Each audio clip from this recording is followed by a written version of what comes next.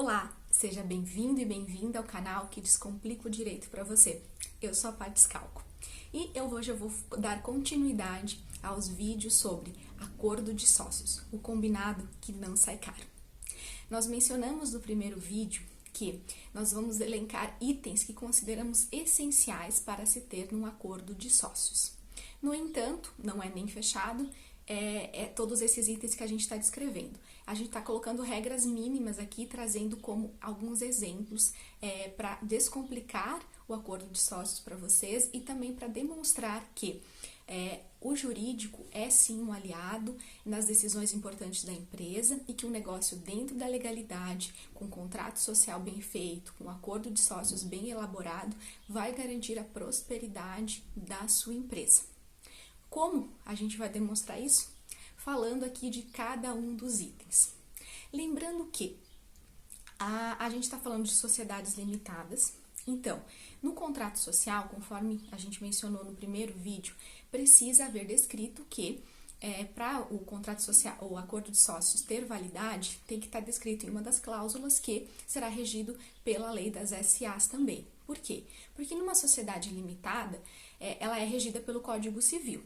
Ou seja, esse Código Civil tem um capítulo específico para falar da sociedade, das empresárias, e lá se tem a regra geral.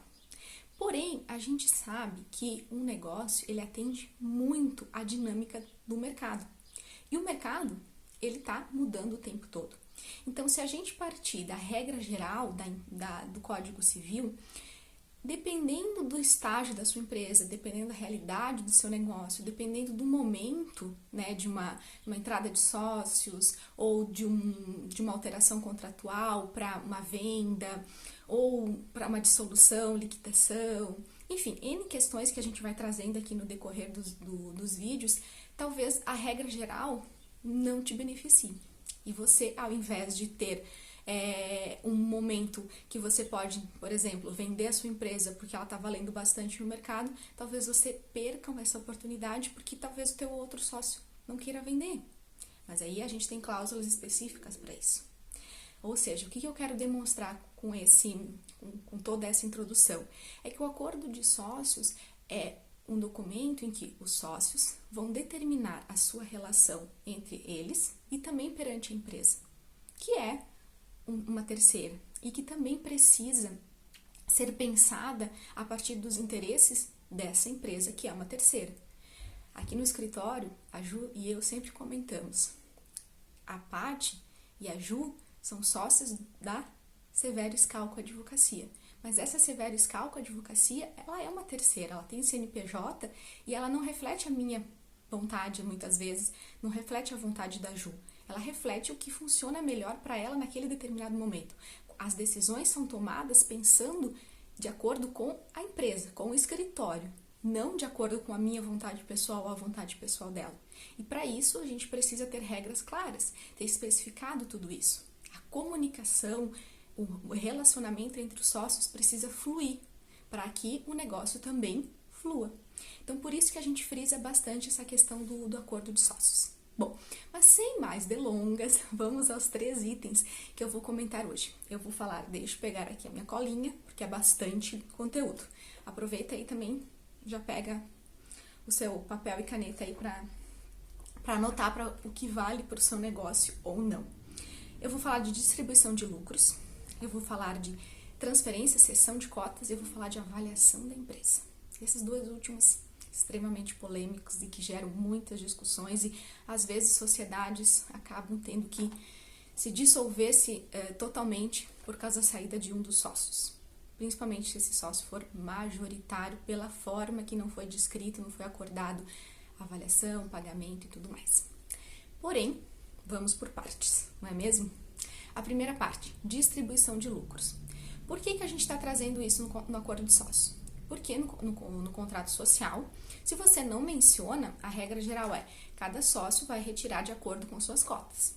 Ou seja, o sócio majoritário vai sempre retirar mais e o sócio minoritário vai retirar de acordo com as suas cotas. Se funciona para o seu negócio, ok.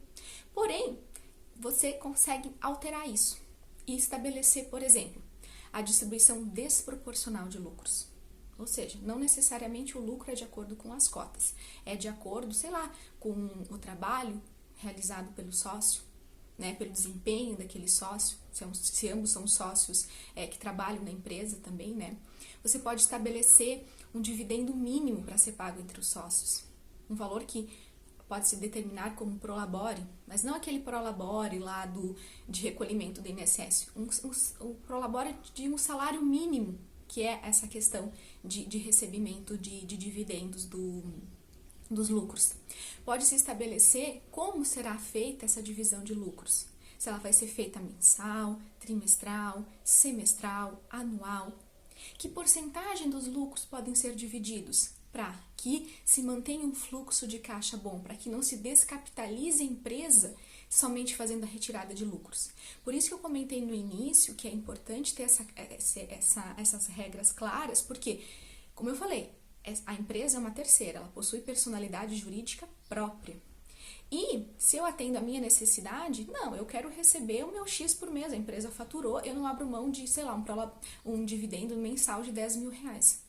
Só que pode ser que isso impacte no caixa da empresa. E a minha sócia fala assim, Paty, a gente precisa deixar um fluxo de caixa. Não dá para tirar todo mês 10 mil reais, 20 mil reais como você está querendo. Ou seja, começa o embate. Agora, se a gente tem um acordo de sócios, que o combinado que não sai caro, essa questão fica facilmente resolvida. A gente não espera o problema acontecer, a gente antecipa o problema e já cria a solução. Então, quando acontecer, já está decidido. Não tem por que gastar energia ou discutir novamente sobre algo que já foi decidido. Então, esses são alguns exemplos, claro que, além de a gente trazer o que a gente considera essencial, a gente está trazendo também só alguns exemplos, né? Mas de que, de acordo com a realidade do negócio, a gente vai conhecendo mais o negócio e vai conseguindo colocar mais cláusulas e atender essa necessidade. Então, quando a gente fala de distribuição de lucros, a gente tem essa questão. Regra geral, cada sócio recebe de acordo com o seu percentual de cotas. Acordo de sócios pode se estabelecer de maneira desproporcional e ainda como vai ser essa maneira desproporcional e todos esses detalhes que eu descrevi. Distribuição de lucros, fechada. Vamos para a questão de transferência ou cessão de cotas. Aqui também, né? O Código Civil determina como vai ser a questão da avaliação da empresa em caso de liquidação da sociedade parcial. E só que essa regra geral que está descrita, como eu comentei, é geral. E também ela é genérica, ou seja, dá muita discussão. O que se entende pelo que está descrito na lei? Se abre um leque de possibilidades. Então, se contrata um perito. Mas muitas vezes, mesmo se contratando um perito, a interpretação daquele perito A é diferente da interpretação do perito B. Ele coloca, por exemplo, que a marca é um ativo separado. O outro perito coloca que não, que simplesmente soma-se todo o ativo, material e imaterial, desconta-se as despesas, faz uma projeção para daqui a 5 anos de quanto a empresa vai valer no mercado e esse é o valor da empresa. Tem possibilidade, tem como ser feito assim. Por quê? Porque a lei está muito genérica. E aí, vai para um perito, que tem expertise específica, tem peritos que só fazem isso, né, justamente de tão específico que é, e aí vai se gerar discussão. Mesmo se contratando perito, vai gerar discussão. Então, o que é melhor aqui? É determinar. Primeiro, pode-se determinar o que a gente chama de direito de primeira oferta, ou seja, direito de preferência. Primeiro se oferta para os sócios que vão permanecer e também se garante que o valor que está sendo ofertado para os sócios é o mesmo que vai ser ofertado para terceiros. Por quê? Para evitar qualquer tipo de fraude, né? O que também se pode colocar nessa cláusula da cessão de cotas é como vai se dar a entrada de novos sócios. Tem como se limitar a entrada de novos sócios. Tem como se estabelecer critérios. E aí, novamente, vai de acordo com o negócio. Tem a questão, vamos imaginar que um dos sócios tenha inúmeras dívidas. E chega num determinado momento, vai lá e as cotas são penhoradas. Sim, as cotas podem ser penhoradas. Penhorou as cotas, não quitou a dívida, vai para leilão e um terceiro pode entrar na sociedade. Esse terceiro não se sabe quem é, se já teve empresa, se tem a expertise para aquele ramo do negócio, ou seja, é totalmente estranho um negócio que pode colocar em risco a sua empresa. Então, vamos colocar uma cláusula aqui, caso de penhora de cotas, os demais sócios vão comprar as cotas para que não haja essa entrada de terceiros. Bom, mas precisa especificar. Se isso não acontecer, aplica-se a regra geral. E aqui também a gente pode determinar formas de pagamento, porque também a regra geral da lei é à vista. Apura-se os haveres, liquida-se, tudo isso em questão de 90 dias tem que se efetuar o pagamento. E se a empresa não tem caixa? E se não encontra comprador, a empresa tem que absorver as cotas? Como é que fica essa questão? Então, novamente, tudo isso precisa ser especificado em contrato. Por quê? Porque a regra geral não atende à realidade do seu negócio em 95% dos casos. Então, aqui, né, fazendo um palpite da gente como advogadas e que eu e a Ju a gente tem visto no decorrer do serviço que a gente tem prestado, que tem se mostrado nesse sentido. Então, é extremamente essencial essa questão. E também aqui entram 3 cláusulas que também são específicas das SAs, que por isso que eu mencionei que tem que estar no contrato social essa observação, que é cláusula tag along, drag along e lock-up. O que são essas cláusulas? Já vou traduzir aqui e descomplicar o juridiquês. A cláusula tag along, ela vai proteger o sócio minoritário, aquele pequeno investidor. Por que ela vai proteger o sócio minoritário? Porque caso o controlador resolva vender as suas cotas, garante que os sócios minoritários também possam vender e recebam no mínimo 80% do valor das cotas do sócio majoritário. Ou seja, não é porque eu tenho, sei lá, um percentual de 5% na empresa, que a princípio pode não atrair investidores, que eu vou sair no prejuízo. Se eu fui contratada para defender um sócio minoritário, eu vou orientá-lo e pôr em discussão esse tipo de cláusula. Se a gente for contratada, para um sócio majoritário, defender os interesses de um sócio majoritário, nesse caso a gente pode inserir uma cláusula chamada drag along, que é justamente evitar que o sócio majoritário perca uma possível venda, perca um negócio porque os demais os sócios minoritários não querem vender. E aquele investidor quer comprar as cotas do sócio majoritário, já tem toda uma equipe que vai outros interessados nas demais cotas. Então, isso obriga os sócios minoritários a venderem as cotas assim que o controlador optar por essa questão. A cláusula lock-up também é bem interessante em vários tipos de negócios. Por quê? Vamos imaginar uma empresa de doces saudáveis. Aquele fundador daquela empresa, ele também desenvolveu as receitas. E a gente fala aqui de receita, às vezes de serviço, de tecnologia. Aqui entra vários ramos de negócio. E ele, a empresa tem potencial de crescimento, atraiu investidores, se fez a avaliação da empresa, que já estava determinada e tudo mais, se comprou as cotas, o quadro societário aumentou, tudo mais. Daqui a pouco esse sócio, fundador, resolve sair. Ele fala, não, já recebi o valor que eu achava, ficou um ano, a empresa cresceu, deu o boom, realmente as expectativas do mercado foram atendidas, né? E o sócio que fundou falava, tá bom pra mim assim, vou sair. Só que é ele que detém a expertise, ele que detém todo o conhecimento. E a empresa vale tanto porque está vinculada com aquela expertise, com aquele conhecimento que só ele tem. Por exemplo, uma empresa de doces as receitas, só ele sabe como fazer as receitas. Não é só a questão da receita em si, é todo o passo a passo, muitas vezes, né? Não só a composição dos ingredientes, né? A mistura dos ingredientes, mas como faz aquilo ali. E se ele sair, impacta no negócio, deixa de ser aquele negócio que até então era próspero. Então tem uma cláusula de lock-up que é justamente para isso. Olha, ok, a gente está aqui investindo na sua empresa, mas você tem que permanecer no mínimo 5 anos para a gente entender a dinâmica do negócio e conseguir andar sem a sua expertise. E o último item é a questão de avaliação da empresa, que aqui se confunde muito, não é que se confunde, mas está totalmente interligada à questão da transferência de cessão de cotas. Porque, novamente, a regra geral também, o Código Civil descreve, que é a mesma maneira da questão de venda de cotas. E aí, nesse caso, também é genérico, é aberto, gera discussões. Aqui se pode determinar que a empresa vai ser avaliada, com base nos últimos 5 anos, vai se analisar o faturamento, o quanto faturou, quanto de despesa teve, qual foi o lucro líquido, projetar isso, essa é a avaliação da empresa. Não, vamos avaliar a empresa de acordo com a valuation.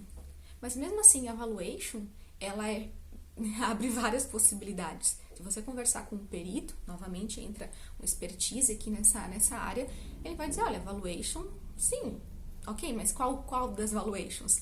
Tem critérios que precisam ser descritos, inclusive nesse sentido. E daí a contratação de perito. Quantos peritos serão contratados? Quem vai pagar os peritos? Vai ser o sócio que está saindo, com os sócios que vão ficar, com o sócio que está comprando. Vai ser no mínimo 3 peritos e aí com base vai se fazer uma média. Como é que se determina essa questão para se chegar efetivamente no resultado final sem que isso vá para uma disputa judicial?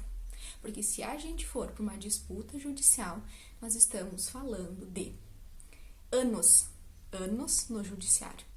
E muitas vezes a empresa não tem anos para perder. O momento é aquele, o negócio acontece naquele momento exato, porque o timing do mercado é esse. E aí vai para uma discussão judicial, no final se perde objetos, é capaz de melhor se desfazer a sociedade do que continuar brigando. Então, novamente, precisa-se ter essa cláusula determinando isso, porque ninguém constrói um negócio e quer terminar ele por causa de briga de sócios. Por isso que a gente fez o trocadilho de que o combinado não sai caro. Justamente por isso, porque tudo isso já vai estar negociado de maneira prévia. Não vai ser no calor do momento, no calor da emoção, em que o emocional às vezes pode estar alto e o racional está baixo, ou porque teve intrigas e está se afetando, sabe? Já tem uma animosidade entre aqueles sócios e um quis sair justamente por essa animosidade, daí qualquer coisa é motivo para discussão. Não se tem mais a personalidade jurídica própria e quais são os interesses da empresa. Se tem os meus interesses versus o interesse do outro. E aí a gente sabe que não vai fluir, não é mesmo? Então, essa questão da avaliação também é importante. Aqui também coloca forma de pagamento, parcelamento à vista, percentual do lucro, enfim. Tudo isso também pensando em não descapitalizar a empresa. Porque, novamente, o valor que está no contrato social, que é o valor das cotas, não reflete o valor da empresa no mercado. Muitas vezes. E aí também não reflete a liquidez dela. Por quê? Porque ela pode ter muito mais questões imateriais do que materiais. E também não se pode ter um fluxo de caixa. Pode-se ter inúmeros bens, mas se tem um caixa baixo. Pode-se ter uma alta avaliação no mercado, mas não necessariamente se tem o valor em mãos naquela avaliação. Então, tudo isso precisa, nossa orientação, claro, né? Precisa ser antecipado. Para que não saia caro lá na frente. Bem, o vídeo ficou um pouco longo, mas é porque é bastante detalhes nesses 3 itens que eu expliquei, principalmente na sessão e na avaliação da empresa. Se você ficou com alguma dúvida, é só deixar aqui nos comentários. Se esse conteúdo foi relevante, compartilha, curte, salva e a gente está aqui à disposição para descomplicar o direito para você e ser um apoio nas decisões importantes do seu negócio. Até a próxima!